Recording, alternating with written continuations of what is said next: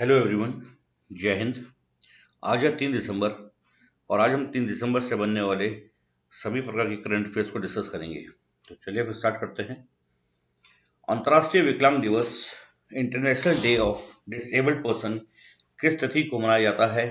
तो उसका सही आंसर होगा 3 दिसंबर।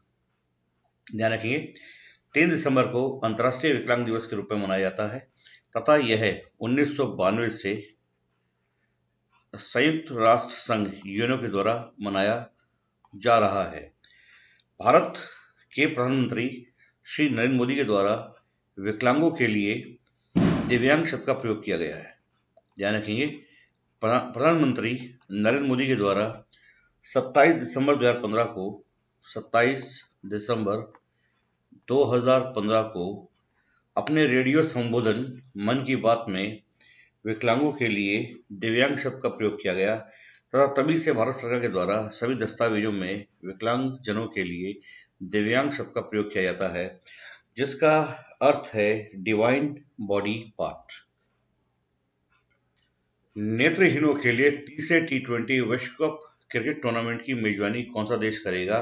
तो भारत। ध्यान रखिए, अभी दिसंबर 2022 में भारत में नेत्रहीनों का T20 विश्व कप का आयोजन किया जाएगा, जिसके ब्रांड एम्बेसडर भारत के ऑलराउंडर युवराज सिंह को बनाया गया है तथा इस T20 विश्व कप में Bharat, Australia, Pakistan, south Africa, Nepal, Sri Lanka और बांग्लादेश सहित 7 टीमें हिस्सा ले रही हैं।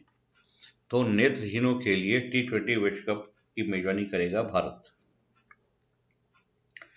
विश्व बैंक की एक रिपोर्ट के अनुसार इस वर्ष किस देश को रेमिटेंस में $100 बिलियन प्राप्त होने की संभावना है? तो भारत।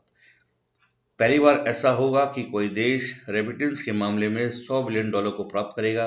रेमिटेंस का अर्थ है कि ऐसे लोग जो विदेशों में जाकर वहां से धन कमाकर अपने देश में बेचते हैं, तो विदेशों में बसे भारतीयों के द्वारा भारत में अधिक मात्रा में धन भेजा जाता है और भारत रेमिटेंस के मामले में, रेमिटेंस प्राप्त करने के मामले में दुनिया में पहले नंबर में है, जबकि दूसरे स्थान पर रेमिटेंस भेजने के मामले में मैक्सिको, तीसरे में चीन और चौथे में फिलीपींस है। तो ध्यान रखेंगे, इस समय रेमिटेंस के मामले में अभी हाल ही में वर्ल्ड बैंक की एक रिपोर्ट के अनुसार रेमिटेंस के मामले में $100 बिलियन प्राप्त होने की संभावना भारत को है और ऐसा करने वाला भारत दुनिया का पहला देश हुआ। तो चलिए थोड़ा वर्ल्ड बैंक के बारे में डिस्कस कर लेते हैं। वर्ल्ड बैंक, जिसकी स्थापना 1944 में हुई थी, 1944 में इसकी स्थापना हुई थी। इसका मुख्यालय अमेरिका की राजधानी वॉशिंगटन डीसी में है तथा इसके वर्तमान चेयरमैन डेविड मालपस है।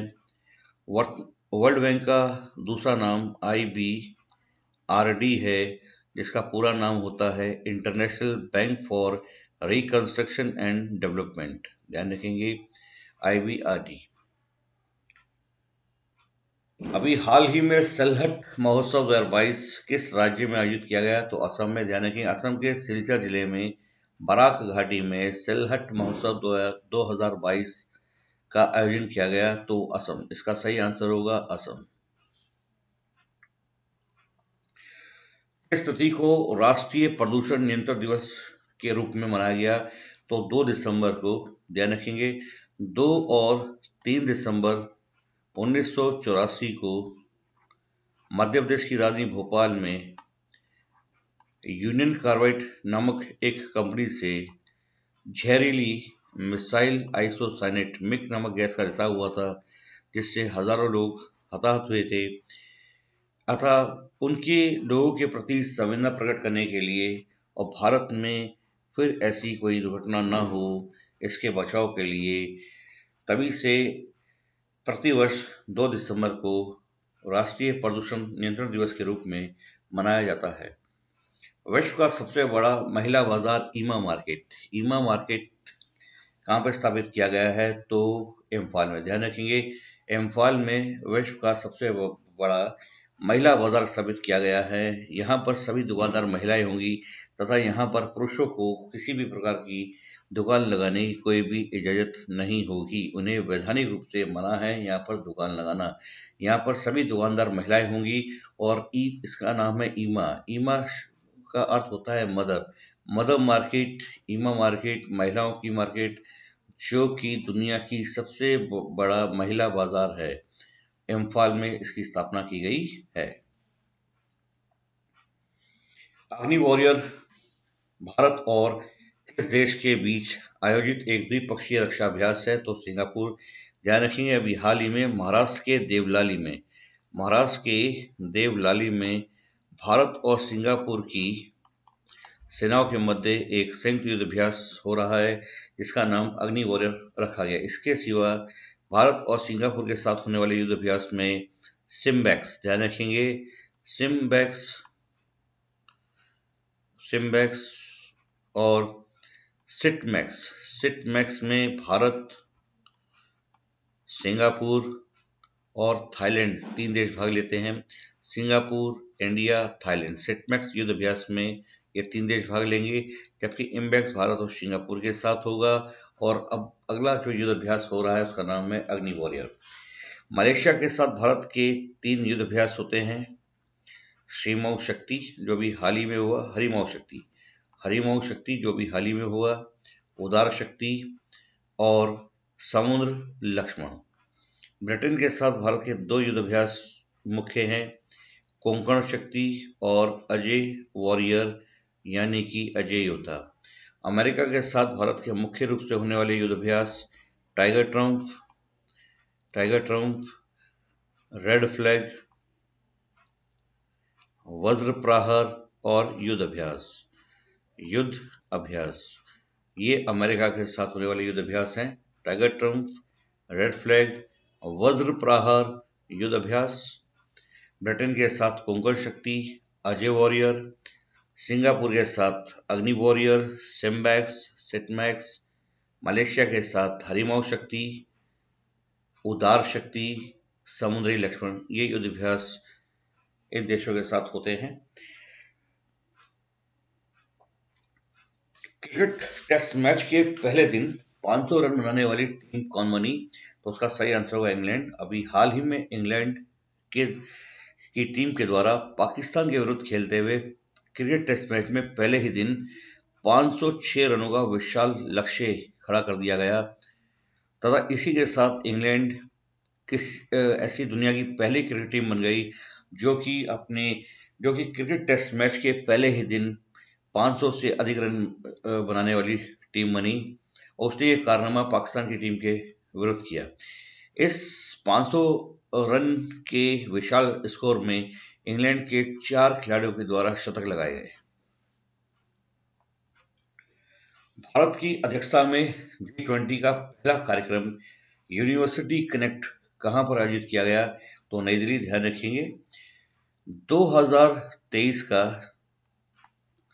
G20 की अध्यक्षता भारत को दी गई है तथा इसके तहत भारत में अनेकों कार्यक्रम आयोजित किए जाएंगे जिसका मुख्य कार्यक्रम नई दिल्ली में होगा, जबकि इसके तहत शुरू होने वाले कार्यक्रमों में पहला कार्यक्रम यूनिवर्सिटी कनेक्ट है जिसका आयोजन नई दिल्ली में किया गया। पूछा जा सकता है एग्जाम में कि G20 सम्मेलन में भारत की अध्यक्षता में जो कार्यक्रम आयोजित किए जा रहे हैं उनमें संपन्न होने वाला पहला कार्यक्रम कौन सा है? तो यूनिवर्सिटी कनेक्ट। इस यूनिवर्सिटी कनेक्ट में भारत के 75 विश्वविद्यालयों को शामिल किया गया तथा इसकी अध्यक्षता भारत के विदेश मंत्री फॉरेन मिनिस्टर एस जयशंकर के द्वारा की गई। तो ध्यान रखेंगे 75 यूनिवर्सिटी विश्वविद्यालयों को शामिल किया गया था और अध्यक्षता हमारे विदेश मंत्री एस जयशंकर के द्वारा की गई। गुजरात राज्य की 15वीं विधानसभा के लिए हो रहे चुनाव में निर्वाचन आयोग द्वारा गुजरात के किस जिले में एक वोटर महंत हरिदास उदासीन के लिए एक पोलिंग बूथ बनाया गया? तो ध्यान रखेंगे गिर सोमनाथ। निर्वाचन आयोग के द्वारा गुजरात में हो रही 15वीं विधानसभा के लिए गिर सोमनाथ जिले में केवल एक मतदाता के लिए, एक वोटर के लिए जिनका नाम हरिदास जी उदासीन है, इनके लिए मात्र इस एक व्यक्ति के लिए एक पोलिंग बूथ बनाया गया। तो एग्जाम में पूछा जा सकता है कि किस राज्य के विधानसभा चुनावों में एक व्यक्ति के लिए पोलिंग बूथ बनाया गया, तो गुजरात, और जिला है गिर सोमनाथ। ध्यान रखेंगे, गुजरात में इस समय विधानसभा चुनाव हो रहे हैं, जो 15वीं विधानसभा के लिए चुनाव हो रहे हैं, और इसी के साथ हिमाचल प्रदेश में भी विधानसभा के चुनाव संपन्न कराए जा रहे हैं। निर्वाचन आयोग का उल्लेख संविधान के अनुच्छेद 324 से अनुच्छेद 329 तक में किया गया है तथा संविधान के भाग 15 में इसका उल्लेख है। इसको ध्यान रखेंगे। वर्तमान मुख्य निर्वाचन आयुक्त chief election commissioner Rajiv Kumar है तथा 2 अन्य निर्वाचन आयुक्त अनूप चंद्र पांडे और अरुण गोयल हैं। भारत के पहले मुख्य चुनाव आयुक्त सुकुमार सेन थे। सुकुमार सेन भारत के पहले मुख्य चुनाव आयुक्त थे। भारत की एकमात्र महिला मुख्य चुनाव आयुक्त वीएस रमा देवी है तथा प्रतिवर्ष 25 जनवरी को चुनाव आयोग के द्वारा राष्ट्रीय मतदाता दिवस नेशनल वोटर डे के रूप में मनाया जाता है। तो चलिए आज के इस वीडियो में जो जीएस की हमने एक श्रृंखला शुरू की, जीएस के क्वेश्चन की एक श्रृंखला शुरू की है, उसको डिस्कस करेंगे। काले गुलाब किस देश में उगाए जाते हैं? तो काले गुलाब मूल रूप से तुर्की में उगाए जाते हैं तथा इसके अलावा इनका उत्पादन नीदरलैंड में भी किया जाता है तथा अब ये और अन्य देशों में उगाए जाने लगे हैं, लेकिन मूल रूप से यह काला गुलाब तुर्की का पौधा है। इसको ध्यान रखेंगे। तुर्की के बारे में डिस्कस कर लेते हैं। तुर्की की राजधानी अंकारा है, जो किजिल नदी के किनारे है। तुर्की की मुद्रा लीरा है। तुर्की में एक झील है वॉन लेक, जो विश्व की सर्वाधिक खारे पानी की झील है। Most saltiest lake in the world. Most saltiest lake, सर्वाधिक खारे पानी की झील वॉन लेक तुर्की में पड़ेगी। इसके सिवा तुर्की को यूरोप का बीमार देश कहा जाता था। तुर्की का इस्तांबुल नगर को पश्चिम का प्रवेश द्वार, गेटवे ऑफ द वेस्ट कहा जाता है। ध्यान रखेंगे, इसको पश्चिम का प्रवेश द्वार कहा जाता है। तो तुर्की के इस्तांबुल नगर को गेटवे ऑफ द वेस्ट के नाम से जाना जाता है। तो काले गुलाब मूल रूप से तुर्की में पाए जाते हैं या उगाए जाते हैं। चलिए आज के इस वीडियो में हमने आपसे 1 दिसंबर को क्वेश्चन पूछा था, उसको डिस्कस करेंगे। अभी हाल ही में किस पशु की घटती आबादी को रोकने के लिए FSSAI के द्वारा किस पशु को खाद्य पशु के रूप में मान्यता दी गई है? तो हिमालयन याक को ध्यान रखेंगे। हिमालयन याक को अभी हाल ही में FSSAI के द्वारा फूड एनिमल के रूप में मान्यता दी गई। इसका मतलब ये हुआ कि इस पशु को पाला जा सकता है तथा इस पशु को गाय और भैंस इत्यादि के समान ही इनको डोमेस्टिक एनिमल के रूप में रखा जा सकता है। तो आज के इस वीडियो में आज का हमारा क्वेश्चन है, जो क्वेश्चन ऑफ द डे है, इसका आंसर आप हमें कमेंट बॉक्स में देंगे तथा हम इसका आंसर अपने अगले वीडियो में शेयर करेंगे। क्वेश्चन है कि G20 की अध्यक्षता में भारत की स्थापना को चिन्हित करने के लिए कितने राष्ट्रीय स्मारकों को प्रकाशित किया गया है? ध्यान रखेंगे, G20 की अध्यक्षता इस बार भारत के पास है तथा इस अध्यक्षता में भारत के द्वारा अपनी स्थापना के जो एक काल रहा है उसको चिन्हित करने के लिए, अपने गौरव को दर्शाने के लिए कुछ राष्ट्रीय स्मारकों को प्रकाशित किया गया है। तो आपको बताना कि कुल कितने राष्ट्रीय स्मारक हैं, इसका आंसर आप हमको कमेंट बॉक्स में देंगे और हम इसका सही आंसर आपको अपने अगले वीडियो में शेयर करेंगे। तो उम्मीद करते हैं आपको हमारा ये वीडियो अच्छा लगा हो। अगर आपको हमारा ये वीडियो अच्छा लगा हो तो हमारे वीडियो को आप ज़्यादा से ज़्यादा शेयर करें, लाइक करें और प्लीज़ सब्सक्राइब करें। धन्यवाद। जय हिंद, जय भारत।